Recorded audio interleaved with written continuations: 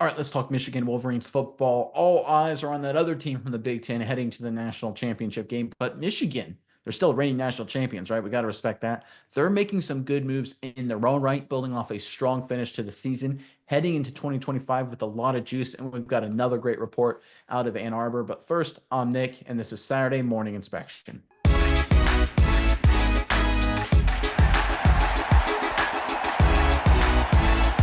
All right, this Wolverines program led by Sherrone is building a lot of momentum, folks. Kind of sliding under the radar right now, but they're in a strong spot, looking to get even stronger. Let's pull up this latest report, courtesy of Athlon Sports.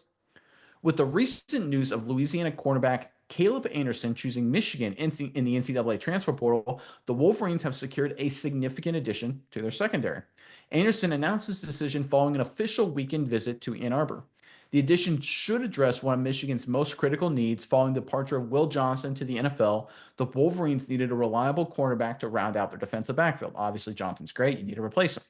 Anderson brings substantial experience to a relatively young cornerback group, having played significant snaps over multiple seasons at Louisiana. All right, this is a really solid under the radar move by Michigan. Great job by Sherrone here. Miles, I know you've got a few thoughts on this, but first, Wolverines fans, in the comment section below, as we get ready for 2025, what's the one position group you think Michigan really needs to focus on this offseason to get better at, whether it's bringing in more recruits, transfers, or just developing the players you have? Is it DBs, linebackers, D line, right? You're losing some guys there. O-line, running backs, receivers, whatever it is, give us a position group you want Michigan to really focus on this offseason and put it in the comment section below. But Miles, what are your thoughts on this latest news out of Ann Arbor? Yeah, Nick, I think this is a really great move for Michigan. Just showing Sherrone definitely has 100% control of this team, control of the situation, and he knows what they need because as the loss of a secondary member as big as that is, they come in and grab somebody out of the portal who has some experience because the guys coming up, Hill is great, Barry is great, but then you have a rising sophomore who I think is looking good in Edmond. Also, you have bringing a freshman in Earls.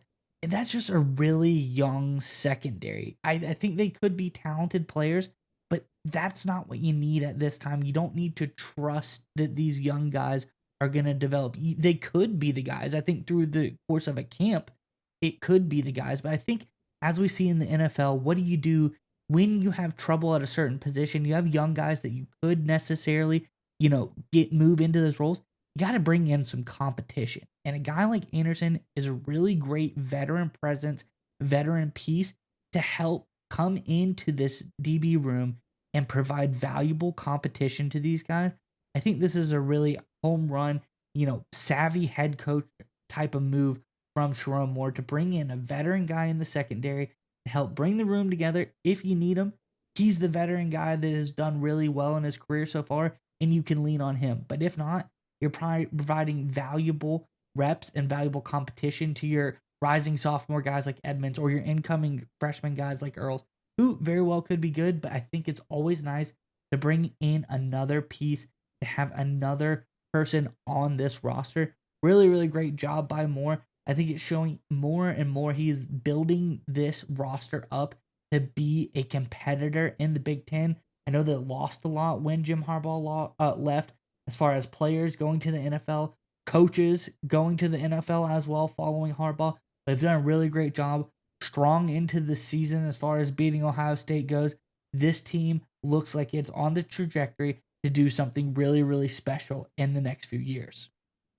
Yeah, you hit on something really important there, right? Smart teams in the college football world use the transfer portal the way NFL teams use free agency, right? You don't want to, if you're an NFL team, if you got a really, short-term need, you really need help now to rely on the draft to fill that hole. What do? You use free agency, right? Because with the draft, you really never know. Even if a guy becomes a good player, it could be a number of years before he develops. The same thing holds true in college football, right? If you have a need at a position, you'd like to have, go through recruiting or have a guy develop, but you really don't know until they're under live fire and big game opportunities, or really just any game opportunities, how good these players are going to be. If you've got a hole, a position you need to fill, you need to use the transfer portal to give you some short-term depth, if nothing else. And one other aspect too to consider is that there's always going to be splashy moves. Obviously, Michigan's been involved with that this season, or this offseason, excuse me, filling out namely the quarterback position. But the reality is, just like the National Football League, and as the college football world becomes closer to the NFL in terms of stylistically with the NIL transfer portal dynamic going on, there's going to have to be a lot of similarities to how teams manage the roster. And Michigan understands, just like smart NFL teams understands, that's the under the radar depth additions in free agency or the transfer portal, to use the college example, that can be the difference in those key games, right? You look at good NFL teams when they have a guy go down or where they need to, play against a good team and they have a young guy struggling. You don't want to have to throw in another young guy. You don't have to throw in a practice squad player. You want to have a veteran you can rely on. Quality veteran experience depth is what good playoff teams deliver and provide in the National Football League. The same thing holds true for the NCAA world, right? For the Big Ten and, of course, major college football at large. You don't want to have to rely, if one of your young players doesn't do well, to throw a true freshman in there in a big game.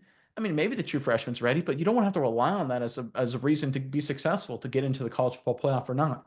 You want to have a veteran you can rely on, a guy who's been there before, a guy who's played college football games, a guy who knows what it's like. Winning teams rely on veterans. Rebuilding teams, poor teams rely on freshmen, right? That's just the reality. So every once in a while, you've got a transcendent freshman who's amazing, right? And that's just incredible. Most of the time, though, that's the exception.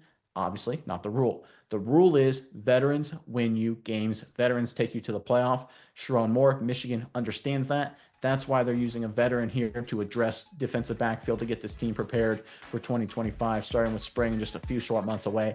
Overall, Michigan's executing a sound strategy this offseason, building off the momentum at the end of the season, and they're heading into 2025 with a lot of juice.